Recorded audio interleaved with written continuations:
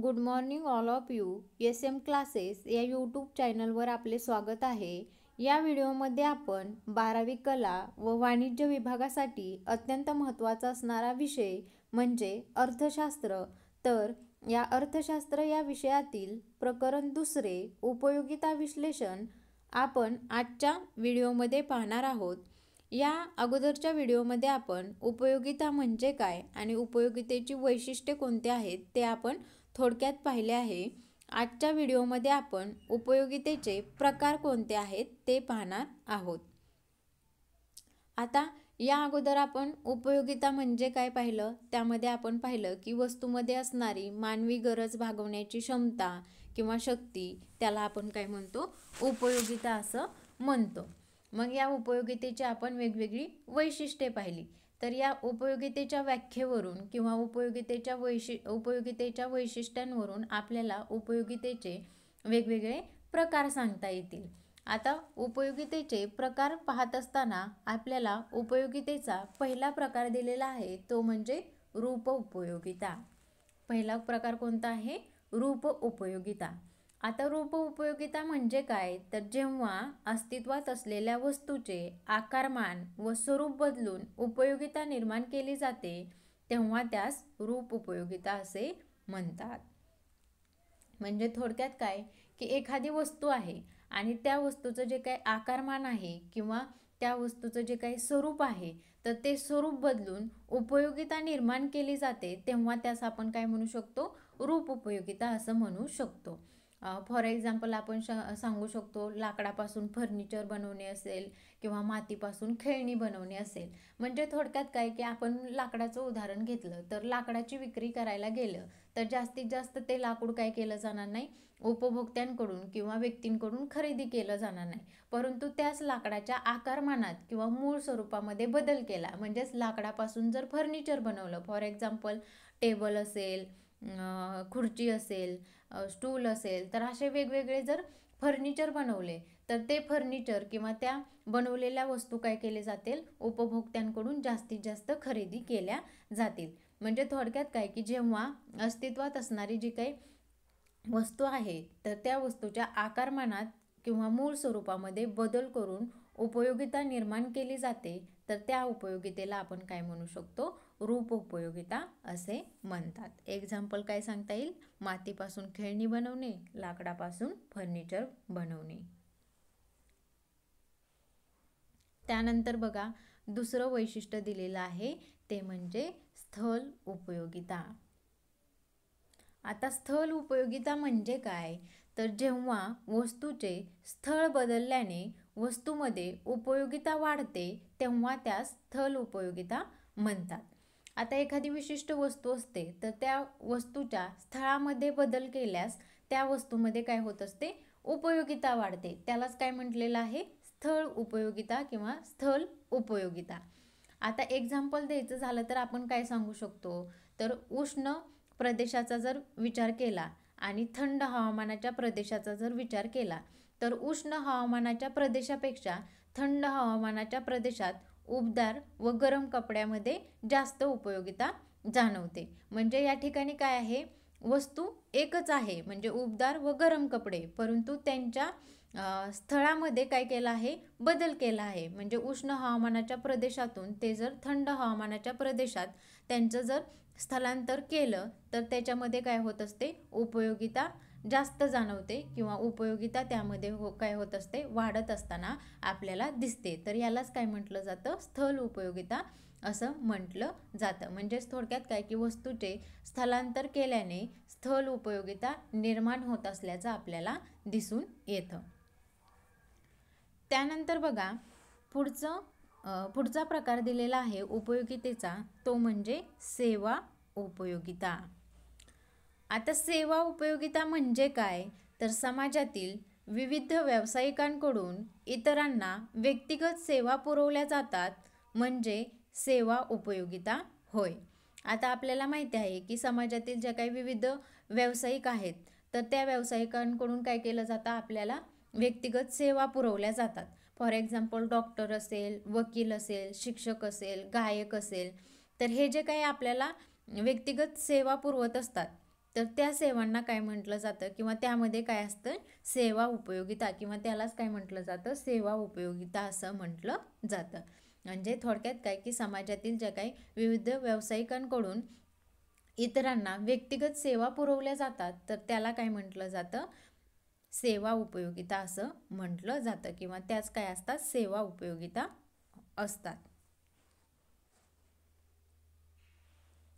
त्यानंतर बघा पुढचा प्रकार सांगितलेला आहे तो म्हणजे ज्ञान उपयोगिता. कोणता प्रकार आहे पुढचा, ज्ञान उपयोगिता. आता ज्ञान उपयोगिता म्हणजे काय, तर जेव्हा उपभोक्ता विशिष्ट वस्तूबद्दल ज्ञान प्राप्त करतो तेव्हा त्यास ज्ञान उपयोगिता म्हणतात.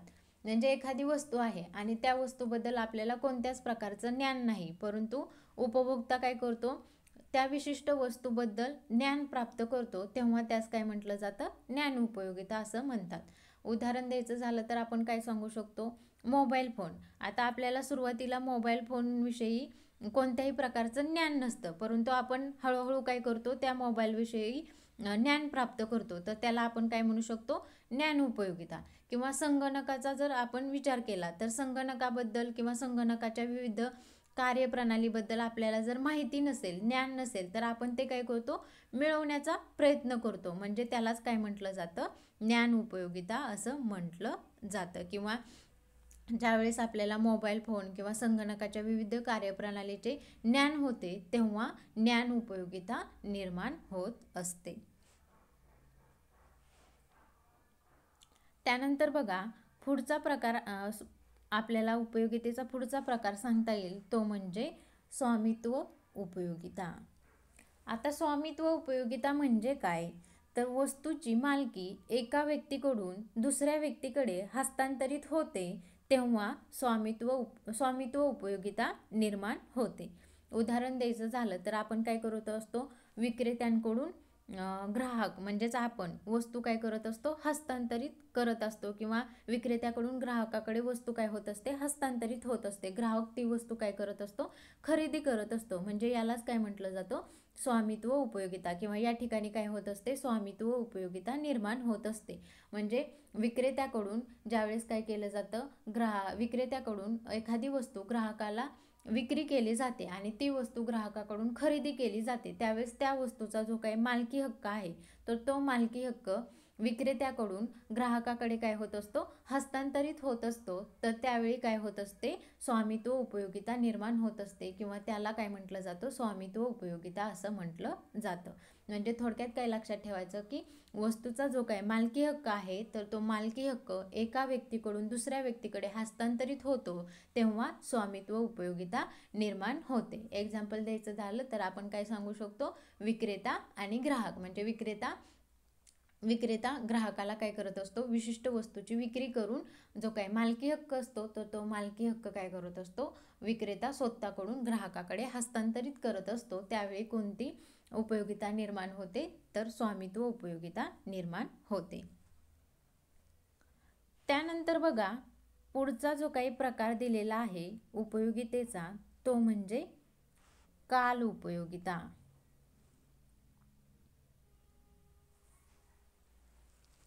आता काल उपयोगिता म्हणजे काय, तर काळ बदलल्याने काळानुसार वस्तूमध्ये उपयोगिता निर्माण होते त्यास काल उपयोगिता असे म्हणतात. म्हणजे इथं कशाला महत्त्व दिलेलं आहे, काळाला महत्त्व दिलेलं आहे.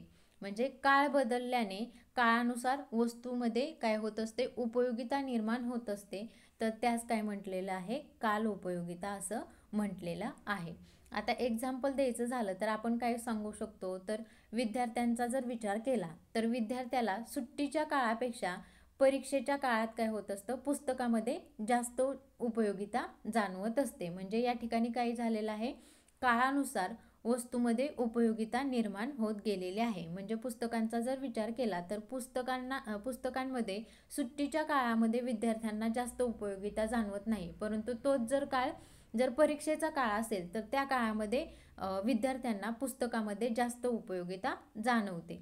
तर थोडक्यात काय की काळ बदलल्यामुळे काय होत असते, वस्तूमध्ये उपयोगिता निर्माण होत असते, तर त्यास आपण काय म्हणू शकतो, काल उपयोगिता असं म्हणू शकतो. किंवा आपण सांगू शकतो की जे काही दुर्मिळ काळ असेल तर वस्तूची साठवण करून आवश्यकतेनुसार काय केलं जातं, दुर्मिळ काळामध्ये त्या वस्तू काय केल्या जातात, उपलब्ध करून दिल्या जातात.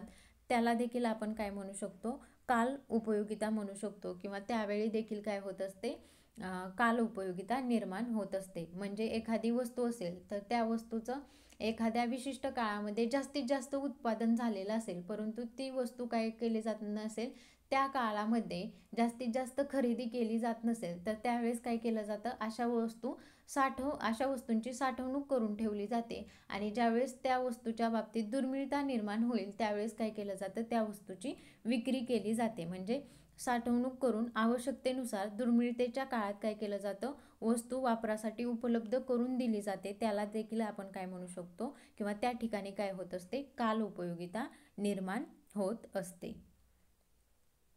तर हे सर्व काय आहेत, उपयोगितेचे प्रकार आहेत की जे आपण आजच्या व्हिडिओमध्ये पाहिले.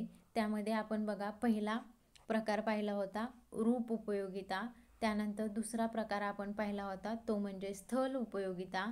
त्यानंतर तिसरा प्रकार आपण पाहिला होता तो म्हणजे सेवा उपयोगिता. त्यानंतर चौथा प्रकार आपण पाहिला होता ज्ञान उपयोगिता. त्यानंतर पाचवा प्रकार आपण पाहिला होता स्वामित्व उपयोगिता.